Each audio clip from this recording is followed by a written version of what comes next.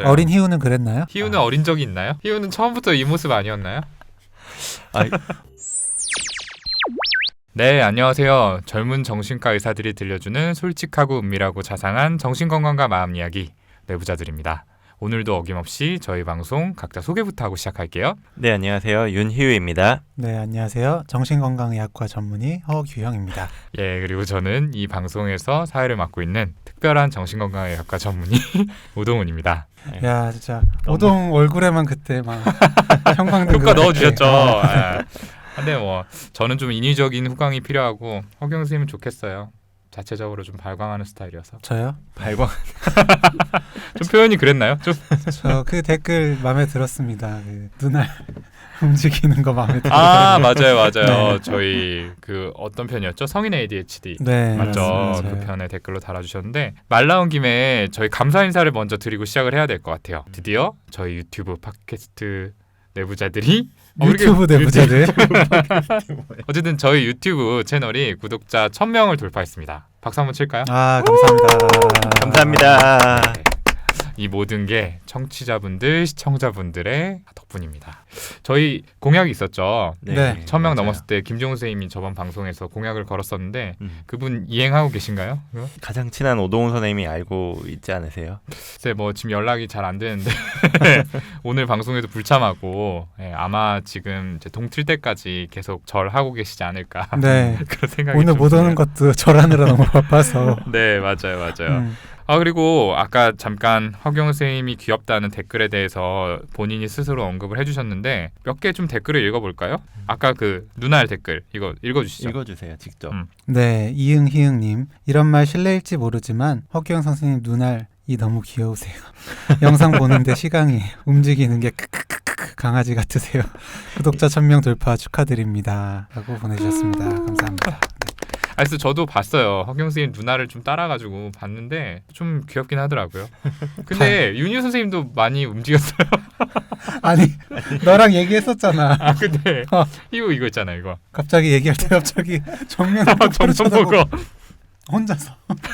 아니, 정면을 많이 보라고 하셨어. 아, 그렇긴 아니, 한데 정면을 정말 잘 봐요. 네가 잘해. 잘하는데 웃겨. 그러니까 전부터 정면을 보기로는 아마 저희 중에선 탑이었죠. 예전에도 그쵸. 저희가 방송을 같이 몇 번 음. 한 적이 있었는데 음. 와이프가 보면서 음. 희우처럼 해야 된다. 맞아요. 방송은 저렇게 해야 된다. 이렇게 막 보면서 하면 안 되고 앞에 보면서 얘기해야 된다. 이렇게 봐야겠다. 얘기를 해주셨죠. 네. 그리고 또 하나 댓글 제가 읽어볼게요. YS팡님 보이는 라디오 형식 좋네요. 짧은 영상 때보다 좀 더 편안해 보여요. 팟캐스트랑 편집이 좀 다른 부분들이 있어서 그거를 찾는 재미까지 웃겨도 주시며 알찬 내용까지 항상 감사합니다. 예, 제가 다 감사하네요. 여기까지입니다. 마지막이잖아요. 한 문장이 잘렸잖아요. 네. 아, 이거 진짜 너무 의도적으로 넣으신 것 같은데. 예, 그리고 오쌤 교수 되신 거 무지 축하드려요. 라고 알려주셨습니다. 네, 저희도 축하드립니다. 축하드립니다. 교수가 된 적이 없는데 무슨 축하를 합니까? 우리끼리는 된 걸로 합시다. 네. 네. 아, 이게 좀 오해가 있는데 제가 이제 강사 2년차가 되면서 호칭이 좀 바뀌었어요. 그래서 이제 임상연구 조교수 이렇게 타이틀을 달게 된 거지. 실제 교수 자리와는 무관한 여전히 미천한 강사 신분입니다. 저는. 그다음 진하이퍼님. 유튜브 하시니까 시네마 천국 하시면서 연기도 해주세요. 라고 하셨는데 이거는 진짜 한번 해볼 만할 것 같아요. 특히 여기 계신 두 분이 때마침 연극반 출신이시잖아요. 네, 그렇긴 잘렸죠. 한데 저희가 여러 차례 회자했지만 네, 연기는 사실 동훈이가 제일 잘할 거예요. 맞아요. 네. 저도 그 대학생 때 연극 연출을 한번 하면서 오동훈 선생님 연기력에 기대서 한번 주인공으로 네, 삼아준 적이 진짜. 있잖아요. 맞아. 아, 주인공으로 삼아주셨죠. 예, 그쵸. 말 그대로. 윤희 아, 연출의 오동훈 주연. 아, 예, 되게 파국에 가까운 작품이 아니었나. 한번 기회가 되면은 그때 연기도 좀 보여드릴 수 있었으면 좋겠습니다. 그리고 네. 네. 뭐 시네마 천국 조만간 또 한 편 해야죠. 그렇죠. 예, 저희가 보헤미안 랩소디 이후로 아직 하지를 못하고 있는데 후보로는 몇 개 생각을 하고 있는 작품들이 있어요. 그래서 좀 재밌겠다 싶은 작품이 있으면은 또 저희 유튜브나 팟캐스트 댓글로 남겨주시면은 저희가 준비 잘 해보도록 하겠습니다. 네. 네. 그러면 저희 잡담은 여기까지 하고요. 저희 본격적인 오늘 방송 시작을 해볼 텐데요. 오늘 저희가 말씀드릴 주제는 특정 공포증입니다. 특정 공포증이라는 말을 다 들어보셨는지 잘 모르겠는데 네. 흔히 말하는 고소공포증, 뭐 조류공포증, 아니면 폐소공포증 이런 것들을 이제 이야기하는 질병이에요. 그래서 오늘 방송에서는 이 특정 공포증에 대해서 이야기를 나눠보고 이것들이 어떤 원인으로 생기는지 그리고 치료는 어떻게 하는지 거기에까지 이야기를 나눠볼 예정입니다. 아마 다들 하나씩 나 이런 공포증 있어. 나 이거 완전 못 봐. 이건 완전 못 견뎌. 이렇게 생각하시는 것들 있을 거예요. 그래서 좀 흥미를 많이 가지실 만한 주제라고 생각을 하는데 그런 분들 계신다면은 끝까지 중간에 너무 길다고 스탑하지 마시고요. 끝까지 봐주시면 좋겠습니다. 그러면 본격적 이야기에 들어가기 앞서서 바로 이 특정 공포증에 대한 사연을 보내주신 분이 계셔서요. 그 사연 먼저 듣고 이야기 나누도록 하겠습니다. 안녕하세요, 내부자들 선생님들. 첫 회 나오자마자 듣고 또 듣고 있는 애청자입니다. 저는 공황장애로 몇 년을 약을 먹다가 지금은 약을 안 먹은 지 3년이 지났는데 생활에 지장이 없을 정도라 현재에는 복용하는 약은 없고 행복하게 살고 있습니다. 공황장애가 어느 정도 완치가 됐다고 생각하고 정신과 선생님 안 찾아간 지도 오래됐는데요. 요즘 다시 가봐야 되나 싶은 궁금증이 있어서 사연을 보냅니다. 어렸을 땐 바닷가, 강가에서도 곧잘 놀고 공포심이라는 게 없었는데 언제부턴지 모르게 물공포증, 심해공포증 이런 게 생겼습니다. TV에서 나오는 바닷속은 물론이고 수영장 물속도 못 보고 망망대해를 보는 것도 무섭고 하여간 물속만 무서운 게 아니라 짙은 색 바다를 보기만 해도 무섭다는 겁니다. 실제로가 아닌 TV, 영화, 사진 이런 건데도요. 근데 그 무서운 기분이 금방이라도 눈물이 터질 것 같고 슬프고 우울한 느낌이라는 거예요. 숨을 못 쉴 것 같다거나 하는 신체적인 반응은 없는데 당장이라도 울 것 같은 기분이라 잠깐도 볼 수가 없어요.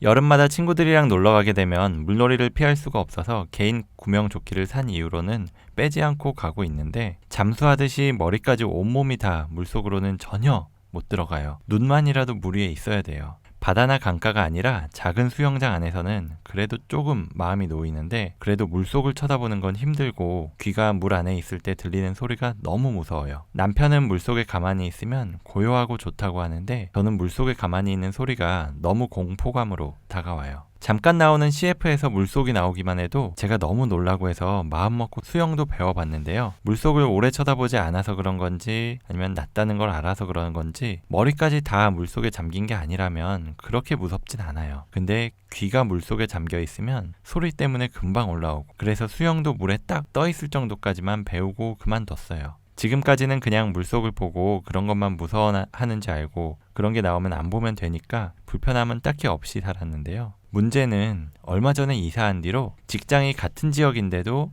막히는 출퇴근 시간대라서 차로 편도 1시간, 왕복 2시간을 운전해서 다니고 있어요. 근데 가는 길이 거리는 짧지만 항상 막히는 구간이라서 1시간 걸리는 곳이 있고 조금 돌아가지만 새로 생긴 도로라서 한 30분이면 가는 곳이 있어요. 근데 새로 생긴 도로가 해저터널이에요. 사실은 그 해저터널이라고 생각을 안 하고 그냥 지하터널로 알고 지냈는데 남편이 같이 그 터널을 지나는 길에 지금 바닷속 50m래 이런 말을 하는 걸 듣고 저도 모르게 소름이 끼쳐서 소리를 깍 지르고 운전하는 남편은 놀라고 몰랐을 땐 그 길로 외근도 다니고 놀러가는 길에 내비게이션이 그 길로 안내하면 아무렇지 않게 다녔던 길인데 알고 나니까 시간이 아무리 단축된다고 하더라도 그 길로 가는 게 너무 꺼려지더라고요. 그래서 힘들어도 출퇴근 1시간을 잡고 막히는 길로만 다니고 있었는데 얼마 전에 외근 나갔다가 일이 그쪽에서 끝나서 일부러 돌아가지 않았는데 운전하면서 꼭 혈압이 떨어지는 기분? 당 떨어지는 기분? 그냥 오싹하고 그런 느낌이 들더라고요. 그날은 처음이라 그냥 내 컨디션이 안 좋은가 보다 했는데 그 뒤로 몇 번을 그 터널을 지날 때마다 몸이 이상해지고 어지럽고 자꾸 여기가 바닷속이면 이러면서 무서운 상상을 하더라고요. 예를 들어서 터널이 폭파된다던가 이걸 쓰면서도 너무 무서워서 더 이상 말을 못하겠어요.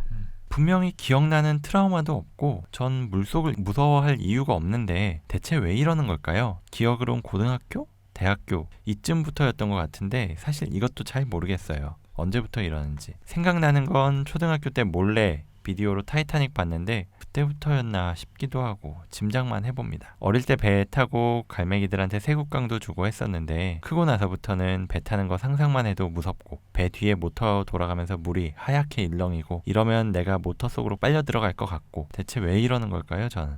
네, 잘 들어봤습니다. 이 특정 공포증, 그 중에서도 이제 심해 공포증이라고 명명한 그런 증상으로 고생하고 있으신 분의 사연 들어봤는데요. 듣고 음. 좀 어떤 생각들이 드셨어요? 저는 제 기억이 떠올랐어요. 제가 여름에 음. 친구들이랑 바다에 놀러 갔을 때였는데 거기가 이제 자갈로 된 그런 바다였거든요. 네. 그래도 이제 수영해서 물에 뜰 줄 아니까 네, 들어갔었는데 어느 순간 자갈을 밟고 미끄러져가지고 물속에 빠진 거예요. 그래서 물이 한번 이제 들어오니까 그때부터는 정신이 없더라고요. 예, 진짜 죽을 것 같았어요. 근데 마침 그 제 고등학교 친구 중에 그 인명 구조, 그거 자격증이 있는 친구가 있었거든요. 뒤에서 저를 이제 끌어안고 이제 제가 물을 엄청 먹였죠. 그래서 저를 약간 실신하게 만든 상태에서 네, 저를 끌고 나왔는데 그렇게 하지 않으면 제가 그 친구를 네, 잡아가지고 같이 들어간다 하더라고요. 결국 네 그렇게 물을 먹고 진짜 죽을 수도 있었겠다라는 생각이 드니까 그 뒤로 뭐 한 1, 2년은 바다에 들어가는 걸 정말 무서워했었습니다. 네. 그래서 그때 생각이 나고 지금 이분께서도 정말 힘드시겠구나 생각이 들었어요. 그래요.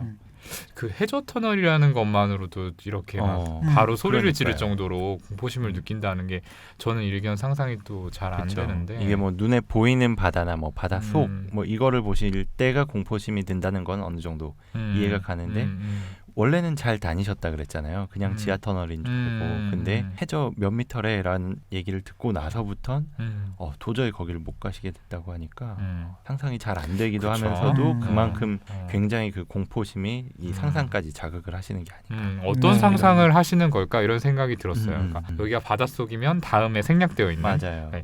사실은 이제 사연 중간에 저희가 이렇게 아까 읽고 그런 부분들이 있었잖아요. 그 너무 쓰면서도 무서워가지고 다 여기에 못 쓰겠다. 그쵸. 이렇게 표현하실 정도로 굉장히 많은 두려움을 느끼고 계시는 것 같았는데 그렇게까지 무섭게 만드는 생각이 대체 뭘까? 그래서 좀 얘기를 더 들어보고 싶다는 생각도 들었습니다. 네. 아무튼 오늘 방송이 좀 이 사연자분께 또 우리 비슷한 고민을 하시는 분들께 조금이나마 도움이 됐으면 하는 바람입니다. 그러면 이제 본격적으로 특정 공포증에 대해서 이야기를 해볼 텐데요. 먼저 이 특정 공포증이라는 게 뭔지 어떤 병인지에 대해서 짚고 넘어가야겠죠. 네. 윤희 선생님이 간단히 설명을 좀 해주시죠. 네. 이 특정 공포증이라고 하는 건 말 그대로 어떤 특정한 대상 아니면 상황에 대해서 공포, 즉 심한 두려움을 경험하게 되는 특징이 있는 병이고요. 이런 공포는 지나치거나 아니면 비합리적이고 지속적인 두려움으로 나타난다고 합니다. 그래서 본인이 두려워하는 대상이나 상황을 최대한 피하려고 노력을 하고 피할 수 없는 상황이 되면 굉장히 그 두려움이 몰려온다고 하고요. 그리고 공포 자극에 노출이 되면 예외 없이 불안 반응이 즉각 일어나고 심하면은 공황 발작까지도 올 수가 있다고 해요. 그렇죠. 그래서 본인은 이러한 공포가 굉장히 비합리적이라는 걸 알고 있는데 그리고 일상생활이나 기타 직업, 사회적 기능에 심각한 지장을 초래를 하고요. 이 사연 보내주신 분 같은 경우도 30분씩 더 늦게 출근을 하시고 그렇게 되는 거죠. 지장이 있는 거죠. 이게 청소년기 이전에는 유사한 증상이 일시적으로 나타났다가 금방 사라지는 경우도 있는데 18세 이하에서는 최소한 6개월 이상은 지속이 되어야지 이 공포증을 진단할 수 있다고 하고요. 이 특정 공포증은 한 전체 인구의 10% 정도가 된다고 하고 1년 동안 유병률도 한 9% 정도 된다고 하고요. 우리나라에서 조사는 이게 정확한지는 모르겠지만 한 4.8% 정도가 된다는 보고가 있고 여성에서가 남성보다 한 2배 정도가 많다라고 합니다. 발병하는 시점은 한 10대에서 흔하다고 하고요. 제 생각에선 그 한국인에서 이렇게 5%밖에 안 되는데 전체 통계를 보면은 10%에 가깝다라고 하는 게 아마 이제 우리나라에서는 아직까지는 정신과를 좀 이런 문제에 있어서 찾는 게 익숙하지 않기 때문이지 않을까라는 생각이 들었어요. 네, 그리고 제 친구 또 고소공포증이 병이야? 그거 고칠 수 있는 거야? 라는 질문을 하더라고요. 맞아. 예, 그만큼 이제 인식이 좀 부족한 부분도 있는 것 같고요. 의뢰 가지고 있는 특성 이렇게 생각을 하기도 하는 것 같고요. 사실은 이 공포의 대상이 되는 자극을 피하면은 나머지 부분에서는 그렇게 일상생활에 지장이 없기 때문에 또 그냥 안고 사시는 분들도 꽤 될 것 같아요. 그렇죠. 그리고 이런 특정 공포증은 다른 종류의 불안장애나 이런 거랑도 잘 구분을 해야 되기도 한다고 하고요. 이를테면 공황장애라든지 그렇죠. 다른 종류의 불안장애를 감별을 해야 되고 다른 뭐 약물을 복용했거나 이런 것도 확인을 해야 된다고 하고요. 그다음 이 특정 공포증의 분류에 대해서는 한번 허경 선생님께 설명을 부탁드려 볼게요. 네. 분류 여러 가지로 하는데요. 첫 번째로는 상황형이 있습니다. 네, 많이들 호소하시죠. 이걸로도 병원에 정말 많이 오시는데 지하철이나 버스 이런 대중교통을 타면 힘드신 분들이 계세요. 네, 심하게 불안을 느끼고 어떨 때는 공황 발작까지도 느끼는 분들이 계시는데 네, 또 이런 대중교통 수단 그리고 뭐 터널이라든지 엘리베이터 비행기, 자동차 같은 좀 닫혀 있는 갇힌 공간, 네, 거기서 이렇게 힘든 분들 계시거든요. 저희가 흔히 얘기하기로는 폐소공포증이다, 뭐 밀폐공포증이다라고 하는데, 네, 이게 대표적인 상황형의 공포증의 하나라고 생각을 하시면 됩니다. 이건 소화기 그리고 20대 중반에서 가장 높은 발병률을 보이고 있고요. 이 상황형 뭐 공포증까지는 아니더라도 특정 공포증까지는 아니더라도 굉장히 많이들 가지고 계실 것 같아요. 저 같은 경우에는 약간 고소공포가 있거든요. 그래서 약간 그 엘리베이터 요즘 통유리로 된 거 많잖아요. 그래서 타고 올라가다 보면은 이렇게 다리가 저릿저릿하고 막 굉장히 힘들어지는 상황이 있는데 예전에는 그냥 그런 거를 이겨보겠다고 그 놀이기구도 막 타고 그 롯데월드에 있는 올라가는 거 그것도 타고 저 번지점프도 했어요. 근데 진짜 힘들었거든요. 전 아직도 그때 올라갔을 때 기억이 잊혀지지가 않는데 친구들이랑 같이 가서 막 올라갔는데 정말 이렇게 걸음을 디디기가 제일 어려운 거예요. 근데 저보고 좀 제일 먼저 뛰라고 하더라고요. 뒤에 다 보고 있고. 근데 여기서 이제 못 뛰면은 나는 한동안 이제 괴롭힘을 당하겠다. 네. 놀림감이 되겠다라는 동훈이가 생각에 남들한테 했던 것처럼 그렇죠. 제 업보를 돌려받겠다 이런 생각이 들어가지고 그때는 이제 악착같이 참고 뛰었는데 막 횡설수설했던 것 같아요. 혹시 이렇게 여기 뛰어내리다가 심장이 멎을 수도 있나요? 이런 거 있잖아요. 제가 오히려 네, 이렇게 자문을 해드려야 될 것 같은 그런 내용들을 이제 막 줄 연결해 주시는 그 아저씨한테 막 하소연하듯이 얘기를 했던 기억이 나요. 맞아요. 저도 그런 게 좀 있었는데 네, 술래기가 걸려 있어서 한 번에 뛰었습니다. 아, 술래기. 그러니까 못 뛰면은 술 사는 거. 아니면 늦게 뛰면 술 사기. 네. 힘들어. 네. 네. 윤유 선생님 이런 거 있어요? 어떤 상황에 대한 두려움? 어떤 상황에 대해서는 별로 없는 것 같아요. 그렇게 뭐 높은 곳이 많이 무섭거나 그러지도 않고 오히려 저도 번지 점프를 친구들이랑 같이 가서 뛴 적이 있었는데 저는 조금 다르게 제가 맨 먼저 뛰었는데 제가 만약에 제 힘으로 안 뛰면 뒤에서 애들이 밀 것 같은 거예요. 그게 두려워서. 네, 되게 그거는 또 다른 계열의 증상이지 않나? 이건 믿음에 대한 문제 아닌가요? 약간 편집증적 사고 이런 것들하고 그렇죠. 관련 있지 않나? 아니요, 그 친구들은 분명히 밀고도 남 친구들이니까. 사실 이런 건 이제 손정현 선생님이 와가지고 얘기를 좀 해줘야 되는데, 그렇죠? 그렇죠. 네. 많을 거예요, 이거. 굉장히 많을 거예요. 네. 상황형 이런 거. 카메라 공포증 뭐 이런 거 있죠. 카메라를 보고 얘기하기 힘들어하는 거. 오늘도 같이 가자 그랬는데 네네. 같이 가자고 그러니까 약간 땀이 나기 시작하는 것 같은 거예요. 그 정도면 특정 공포증 아니에요? 그러니까. 식은땀 이렇게 막 흘리면서 나 괜찮아 그래서 안 갈래. 안 보고 해도 된다. 이 앞자리에 앉아서 뒤돌아보고 해라. 여기 이렇게 뒷모습만 나름. 그랬는데도 전혀 설득이 되지 않아요. 근데도 싫대요? 네. 아무튼 많은 응원 부탁드립니다. 언젠가는 또 볼 수 있었으면 좋겠고요. 두 번째 타입 어떤 거죠? 네, 두 번째는 자연 환경형이고요. 천둥이나 폭포, 번개, 뭐 물 이런 자연 환경 때문에 불안이 유발되고 심하게는 공황 발작까지도 생길 수 있는 게 바로 이 타입입니다. 사연자분께서도 물을 두려워하셨죠? 네, 바로 이 자연 환경형 공포를 가지고 계신다라고 생각을 하시면 되는데 이 자연 환경형 중에 가장 많은 건 아무래도 천둥, 번개겠죠. 네. 그렇군요. 그럼 뭐 어린 아이들에서도 좀 많을 것 같아요. 천둥 치면은 막 도망치고 막 숨고 막 이런 경우 많잖아요. 맞아요. 어린 희우는 그랬나요?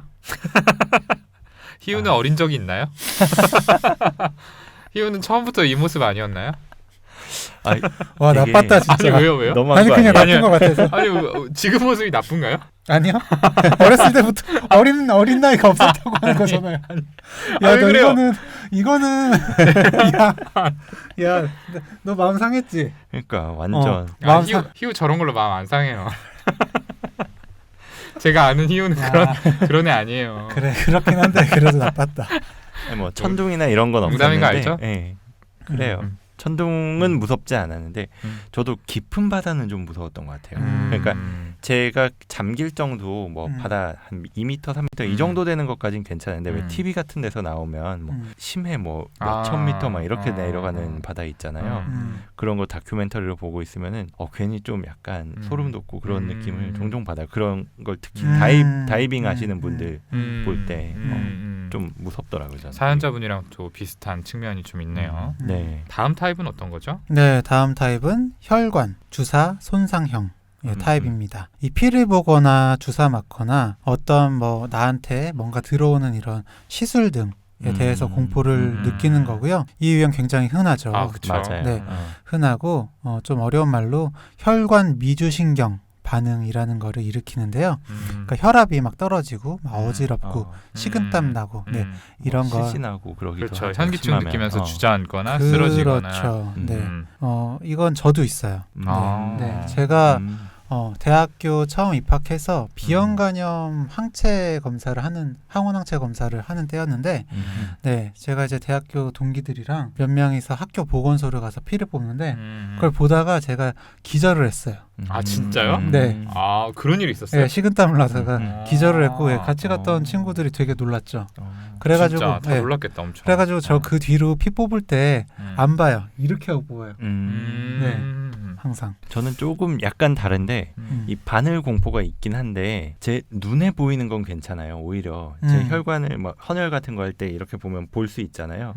그게 들어가는 건 괜찮은데 제가 볼 수 없는 곳에서 저를 찌르는 게 되게 무서운 거예요. 이상하게. 이런 거. 이런 거 아, 무섭고 지금 이렇게 찌른 거예요? 가장 흔한 게 치과 있잖아요. 네. 치과 가면은 제가 안 보이는데 잇몸이나 여기다가 마취 주사 놓고 그러잖아요. 그게 너무 무서워가지고 치과를 못 가겠는 거예요. 그래서 정확히 얼마라고는 얘기를 못 하겠지만 몇 년에 한 번, 한 5년에 한 번. 여기 10년이라고 적혀 있네요. 10년에 한 번? 이거는 약간 지금 이유 세 번 병인데 봤어요. 약간? 이거? 사실 약간 한 재작년쯤에 어. 스케일링을 하러 갔었는데 그게 처음이었어요. 근데 처음이었다고요? 처음이었는데 스케일링 재작년에? 아, 저희 이거 내보낼지 음. 한번 회의하고 내보내야 될 것 같아요. 저희 집단 이미지와 아니에요. 이게 관련이 위생의 문제가 아니라 무서워서 그랬다니까요. 뭐 아니, 어떤 이유인지는 알겠어요. 어떤 이유인지는 이해하는데요. 네. 근데 이제 또 청취자분들, 시청자분들은 다르게 생각하실 수 있으니까 이제 윤 교수님 치아만 보실 수도 있어요. 다들. 아무튼 그래요. 그쵸. 그거나 뭐 아니면은 뭐 귀걸이 같은 거 있잖아요. 날카로운 거. 친구들은 귀걸이를 그냥 뭐 멋으로도 하고 그럴 수 있는데 저는 뭐 귀걸이 하는 건 상관이 없는데 저는 못 하겠는 거예요. 귀 찌르는 게 뚫는 싫어서. 것도 제가 못 보잖아요. 아, 여기를. 맞네. 그러니까 아예 고려 대상이 아니었어요. 저는. 저거는 아까 그러니까 저도 믿지 못하는 거 이거. 이거 편집 등적 사고 반복되는 것 같은데 이거. 저희에 대해서 어떻게 생각하시는지 그것도 좀 한번 들어봐야 될 것 같습니다. 네. 예. 그리고 다음 타입.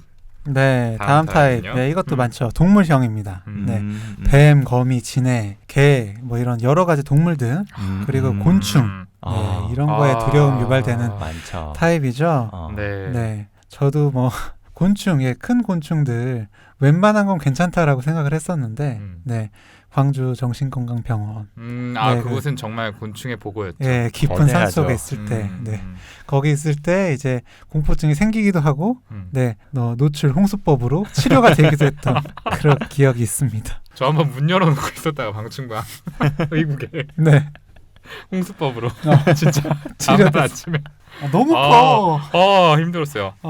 저는 이 동물형에 해당이 돼요. 그래서 사실 이제 선생님들은 다른 생물을 떠올리시겠지만 저는 그 지렁이 있잖아요. 환영동물, 다리 없는, 그리고 이제 뱀은 눈, 코, 입이라도 있는데 얘네는 눈, 코, 입도 없고 그냥 이런 애가 이렇게 이런 애가 막 기어다니고 저는 진짜 무서워요. 그래서 저희 예전에 그 기숙사 생활 같이 했잖아요. 제중학사 앞에 그때 이렇게 보더블럭이 좀 부실할 때라 길이 있고 사이사이에 이제 그렇지. 지렁이들이 올라올 때가 있거든요. 그래서 이제 비 온 다음 날에 특히 많이 나와 있잖아요. 그래서 저는 땅만 보고 다녔어요. 전 지금도 그래요. 땅만 보고 다녀요. 비 온 다음 날이면은 제가 혹시 밟거나 그렇게 될까봐 너무 무서워가지고. 안 보는 게 차라리 나은 거 아니고요. 근데 물론 봤을 때 소름 쫙 돋으면서 막 이렇게 피하게 되는데 제가 직접 뭔가 거기에 접촉을 하거나 닿는 상황이 좀 진짜 피해야 너무 되니까. 무서워요. 반대로 전 다리 많은 애들도 무서워요. 그 막 그림화 같은 것들 있잖아요. 그렇죠. 네. 저도 공중보건이 생활하면서 그 시골 한가운데 지속했으니까 정말 많이 나오거든요. 근데 막 볼 때마다 갑자기 그러니까 지금 저 약간 약간 위주 소름이 신경성 돋는, 실신할 것 같아요. 네. 지금. 저릿저릿하네요. 네. 그리고 마지막은 기타형입니다. 이거는 이제 앞에 말씀드린 네 가지와는 다른 자극 때문에 생기는 거고요. 구토, 질식 이런 거, 어떤 질병이나 죽음을 유발할 수 있는 그런 상황을 두려워하는 그런 것도 있고요. 아니면 큰 소리라든지 어떤 특정한 대상 있는데 아이들 중에서 어플 그런 거 있잖아요. 도깨비 아저씨. 그거 동훈이가 도깨비 전화. 잘 따라하는데 그런 거 무서워하는 거. 여보세요. 그런 거 말하는 거죠. 그런 거 생각하시면 됩니다. 저도 그거 너무 보여주고 싶었는데 그 애한테 좀 트라우마로 남을 수도 있다 그래가지고 아직 한 번도 보여준 적은 없거든요. 그리고 많이들 진짜 호소하시는 황공포증 있잖아요. 아니면 동글동글 막 이런 거. 동글동글 이렇게. 그러니까 소용돌이 모양이라든지 이렇게. 그렇죠. 이거 이런 거. 구멍 같은 것들 많이 나 있는 것들. 그것도 그냥 두려움 정도가 아니라 그런 걸 보는 걸 자체를 막 너무 힘들어하시고 그것 때문에 일상생활에 지장이 된다면 환공포증 그러니까 기타형 공포증으로 들어갈 수 있는 거죠. 그렇죠. 한공포증 이런 이름은 아니지만 얼마든지 병으로 진단을 하실 수 있는 그런 영역인 거죠. 네. 그래서 이제 저희가 병원에서 특정 공포증을 호소하는 분들이 아주 많지는 않지만 대개 좀 어떤 순위로 나타나느냐를 보면은 시츄에이셔널 타입, 상황형이 제일 많고 그다음에 자연환경형, 혈액주사 손상형, 동물형 이런 순서로 나타난다라고 해요. 아마 이제 이런 것들도 좀 그런 부분이 있을 거예요. 실제로 더 많은 거는 또 이렇게 다른 순서일 수도 있을 것 같은데 이제 병원을 찾게 만드는 거는 이런 순서다라고 이렇게 이해를 하시면 좋을 것 같습니다. 상황형은 사실 일상생활 이랑 너무 밀접하잖아요. 그러니까요. 출근할 때만 해도 지하철, 버스 타야 되고, 그러니까요. 지장도 많이 주는 것 같습니다. 그렇죠. 나머지는 내가 피하려고 하면은 좀 멀리할 수 있고 이런 것들이 있으니까. 그렇다면은 이런 특정 공포증은 왜 생기는지 그 원인에 대해서 좀 이야기를 해보죠. 이제 사실 여러 가지 연구들이 진행이 됐는데 대개 정신과 영역의 질병들이 그렇듯이 한 가지 원인이 규명이 되지는 않았어요. 그래서 가족력 연구를 봤을 때 유전의 소인이 어느 정도는 있는 것 같다 이런 주장들이 나왔지만 사실 이것도 확실하지 않고요. 공포증의 소인은 어느 정도 가지고 태어난 상태에서 여기에서 어떤 지속적인 환경적 스트레스가 가해졌을 때 발병이 되는 것 같다라고 설명을 하기도 합니다. 그리고 또 생물학적으로는 다른 불안 장애들과 마찬가지로 어떤 이 불안을 관장하는 부위 대표적인 게 이제 편도 아미그달라라고 하는 부위죠. 그렇죠. 이 부위에 이상이 있을 경우에 이제 발병을 하게 되더라. 어쨌든 이 부위에 과활성하고 이 질병이 상관이 있더라. 이 정도의 소견은 좀 나와 있는 것 같아요. 사실 이거는 앞서 말씀드린 것처럼 다른 불안 장애에서도 좀 비슷한 연구 결과들이 있기 때문에 이게 특정 공포증에 조금 스페시픽한 그런 결과인지 아니면은 어떤 촉발된 불안으로 인해서 생긴 결과인지는 아직은 확실하지는 않은 것 같습니다. 그리고 이제 정신분석 이론으로 이 특정 공포증을 설명을 하기도 해요. 그 오이디푸스 컴플렉스 다들 들어보셨을 것 같아요. 어떤 내용이죠? 이제 남자 아이가 어머니를 좋아하는 거죠. 어머니를 사랑하는데 그런 걸 직접적으로 표현하면 굉장히 무시무시한 대상. 권위적인 대상. 권위적인 대상인 아버지한테 내가 어떤 제재를 당할지도 모른다. 그것이 거세. 내가 거세를 당할지도 모른다라는 거세 공포와 연결돼서 문제가 생기는 바로 이제 오이디푸스 컴플렉스라고 하죠. 네, 맞습니다. 그래서 실제로는 이제 누구나 이런 상황을 겪게 되는데 그래서 아버지를 이길 수 없는 대상으로 인식을 하고 이제 오히려 아버지와 나를 동일시함으로써 이제 닮으려고 노력을 함으로써 이 컴플렉스를 극복한다라고 이렇게 설명을 하고 있습니다.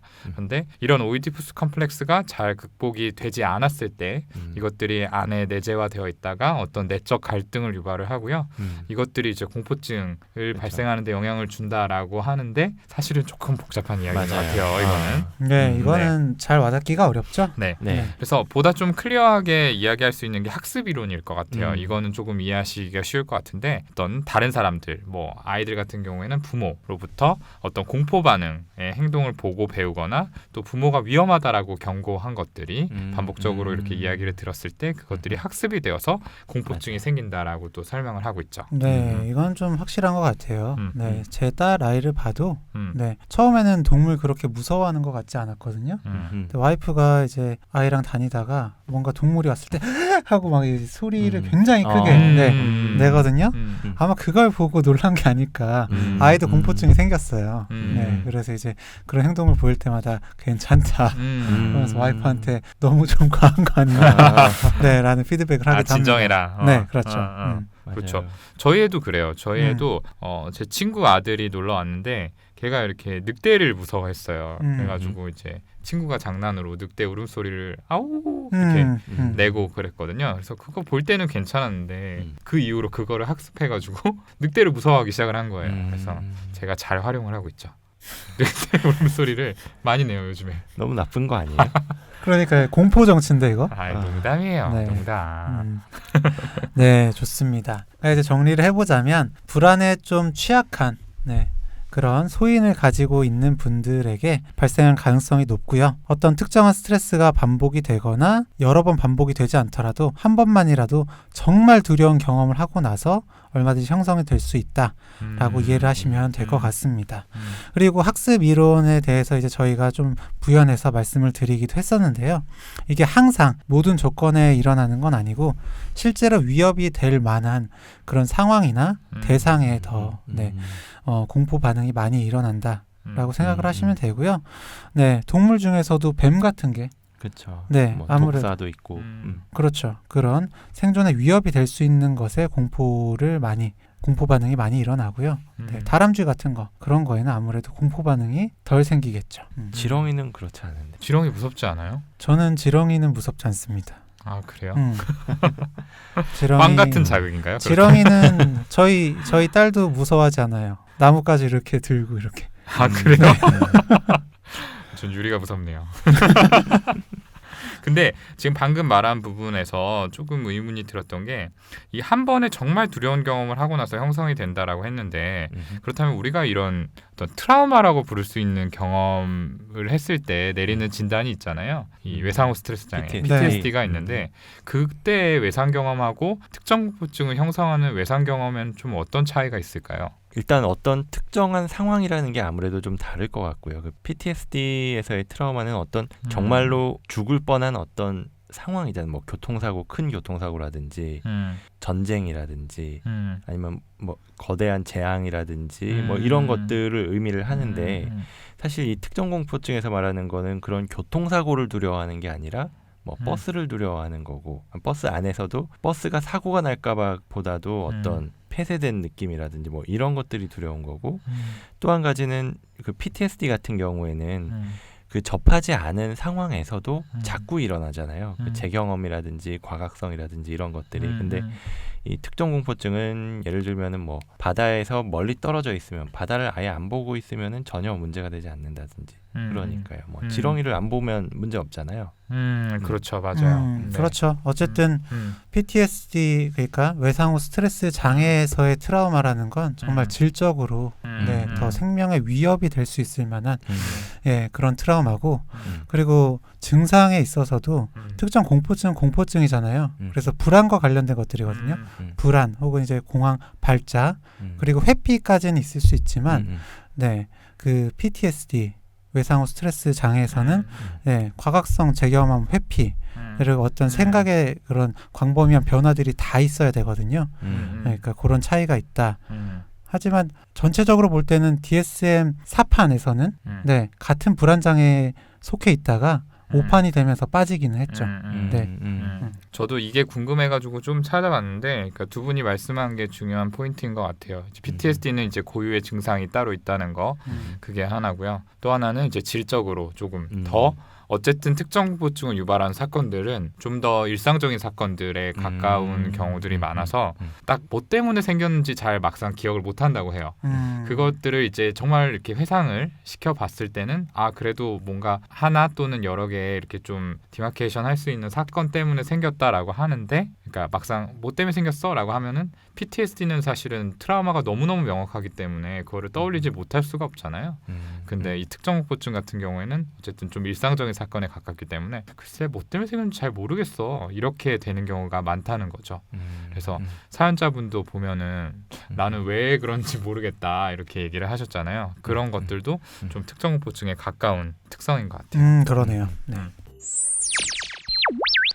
네, 좋습니다. 이렇게 좀 특정 공포증이 어떻게 형성이 되는지 그리고 또 원인은 어떤 것들이 있는지에 대해서 이야기를 나눠봤고요.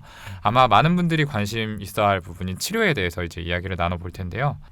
우리가 그동안 이야기했던 많은 정신과 질환들은 사실은 약물이 제일 주된 치료인 경우들이 많았죠. 그리고 맞아요. 그래서 약을 피하지 마시라 이렇게 말씀을 드려왔는데 사실은 특정 공포증의 경우에는 약물 치료가 이렇게 효과적이지는 않아요. 그런데 그 부수적인 증상들, 뭐 공황 발작이 동반된 경우라든지 이런 특정 공포를 유발하는 상황을 앞두고 심계항진이나 이런 것들을 낮춰줄 수 있는 그런 약들, 항불안제 아니면 뭐 프로프라놀 같은 약들 이런 것들이 좀 일시적으로 도움이 될 수는 있습니다.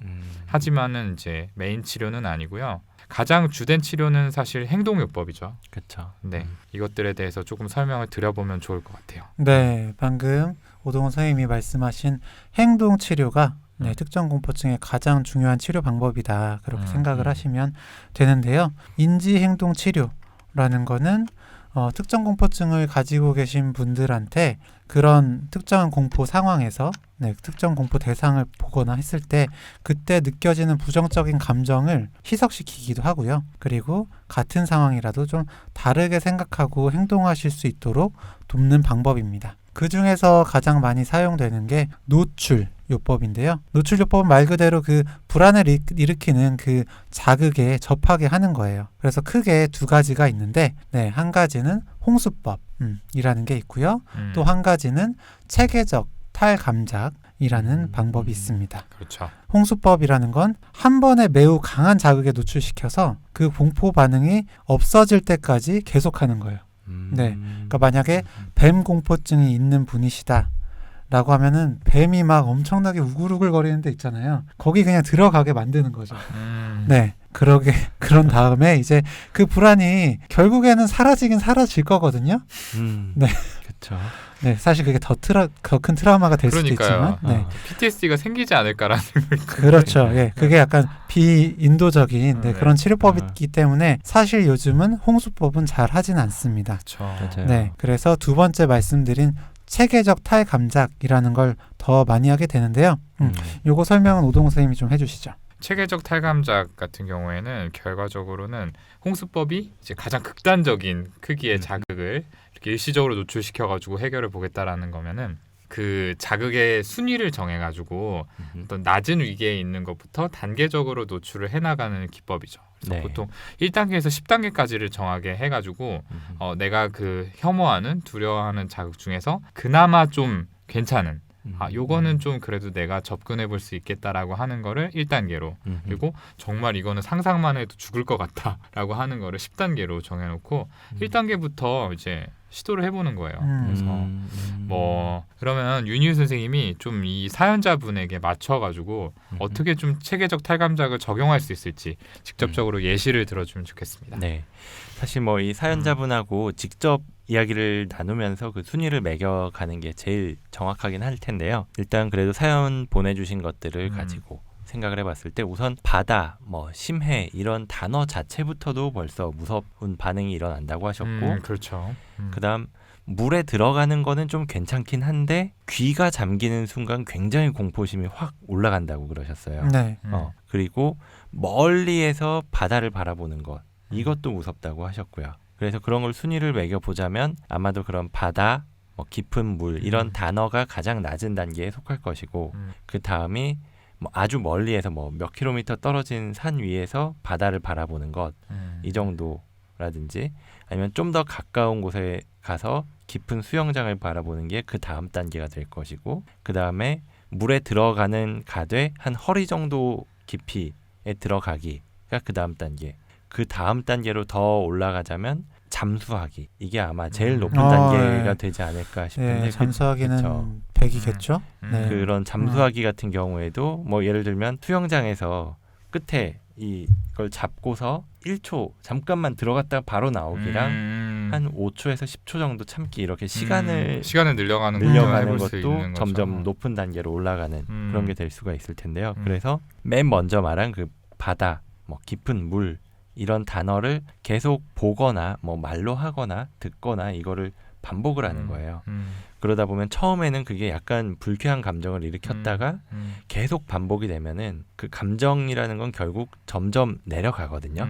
그래서 시간이 지나면 그 정도 자극에는 크게 불쾌한 자극이 일어나지 않을 거예요. 그러면은 그 다음 단계였었던 뭐 멀리에서 바다를 바라보기, 뭐 산 위에서 바다를 바라보기 이거를 해보는 거고요. 그것도 이제 불안한 감정이 줄어들었다면 뭐 그 다음 것 해서 마지막에는 정말 잠수까지도 할 수 있게 되는 거죠. 근데 보통 이런 게 사실 홍수법도 그렇지만 이것도 굉장히 좀 어려워하시는 분들이 많았던 것 같아요. 이걸 시도하면서도 처음 몇 가지는 정말 쉽게 생각한 건 그냥 쉬워요. 진짜로. 진짜 쉬운데 중간 정도 되는 거가 되기 시작하면 굉장히 그걸 하기가 싫어지고 괴로워지고 그러시더라고요. 네. 맞아요. 그래서 거기에서도 계속 노출하는 거를 어떻게든 이겨내야지 이걸 극복을 하실 수가 있는데 대체로는 그걸 하다가 그냥 30분 더 걸려서 출퇴근할래요 이런 식으로 되시는 경우가 많더라고요. 그렇죠. 그렇기 때문에 이런 체계적 탈감정법을 할 때도 그냥 하는 게 아니라 어떤 근육 이완이나 훈련이나 호흡법 같은 불안을 낮출 수 있는 기법을 같이 사용하면서 해본다거나 아니면 너무 힘드신다면 약 같은 걸 쓰면서 불안을 낮추면서 해보는 게 도움이 될 수 있습니다. 네. 사실 그리고 위계질서를 정하는 거 그게 또 되게 중요한 것 같아요. 방금 윤윤 쌤이 말한 것도 또 의지가 안 생겨서 이제 불안에 져서일 수도 있지만 사실은 이 위계를 이제 조금 더 세분화해서 정한다면은 좀 더 스무스하게 넘어갈 수도 있는 거거든요. 근데 너무 이제 3단계 다음에 4단계가 3단계에 비해서 너무너무 어려운 태스크다라고 한다면은 당연히 거기 앞에서는 좀 주저앉게 되겠죠. 그래서 맞아요. 그것도 굉장히 좀 신중하게 결정을 해야 될 것 같고요. 아까 윤윤 선생님이 설명을 굉장히 잘 해주셨는데 결과적으로는 이제 불안이 시간이 지남에 따라서 어떻게 가라앉는지 그거를 이제 스스로가 느껴보라는 거잖아요. 그쵸. 그래서 보통은 우리가 하는 게 여기에 이제 노출 대상으로 작성했던 거에 노출이 된 직후에 불안의 점수를 0점부터 100점 사이에 몇 점 정도인지 매겨보도록 하고 10분 후에는 몇 점인지 그리고 또 30분, 1시간 뒤에는 몇 점인지 이것들을 체크를 하게 해요. 그러면은 실제적으로 불안이 계속해서 시간이 지날수록 떨어진다라는 거를 알 수가 있고요. 우리가 굉장히 두려워했던 상황이 벌어지지 않는다는 거. 뭐 이를테면은 그런 분들이 있거든요. 내가 이 자극에 노출된다면 심장마비에 걸려서 죽어버릴 거야. 그리고 이런 이제 일종의 재앙화 사고죠. 맞아. 이런 생각 자체가 불안을 키워가지고 더 이 자극에 대한 공포에서 벗어나기가 어렵게 만드는 경향이 있는데 그런 생각이 실제로는 일어나지 않는 이제 어떻게 보면은 얼토당토 않은 생각이었다라는 거를 스스로 깨닫는 거 이게 또 공포증을 깨부시는 데 중요한 역할을 하는 것 같아요. 네. 그래서 그 순위 중간에 이거 다음이 이거였는데 갑자기 너무 힘들어졌다. 그렇다면은 그냥 포기를 하실 게 아니라 그 중간에 할 수 있는 게 뭔지를 계속 좀 전문가하고 이야기를 하면서 세분화하는 게 굉장히 중요할 것 같아요. 그렇죠. 그리고 또 최근에는 이 가상현실 증강현실 이런 것들을 이용해서 이제 클리닉들 이 치료를 하고 있는 곳들이 있다고 들었거든요. 예, 그래서 이런 방법도 굉장히 체계적 탈감작을 하는데 유용하게 사용이 될 수 있을 것 같아요. 어떻게 보면은 우리가 방금 말한 것처럼 조금 더 그 단계를 세분화하는데 이 가상현실이 또 도움이 되지 않을까라는 생각도 들고요. 네, 오늘 이 시간에는 저희가 특정공포증이라는 질병에 대해서 이야기를 나눠봤는데요. 들으시면서 나도 이런 부분이 좀 있는 것 같아 라는 생각이 드신 분도 계실 거고요. 아마 주변에 이 사람이 이게 병이었구나 라고 생각이 되는 분들도 계실 것 같아요. 그래서 사연자분을 비롯해서 이런 비슷한 문제로 어려움을 겪는 분들께 오늘 저희가 드린 말씀이 조금이나마 좀 도움이 됐으면 하는 바람입니다. 그러면 저희는 다음 시간에 더 재미있고 유익한 컨텐츠를 들고 다시 찾아뵙겠습니다. 오늘 방송을 재밌게 보셨다면 구독, 좋아요. 알림 설정과 댓글 많이 부탁드립니다. 감사합니다. 감사합니다.